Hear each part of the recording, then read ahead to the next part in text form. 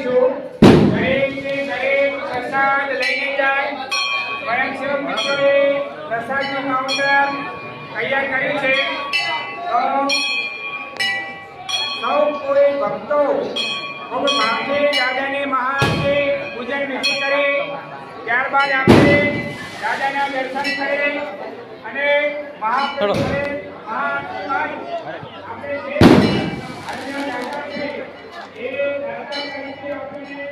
ભૂલીને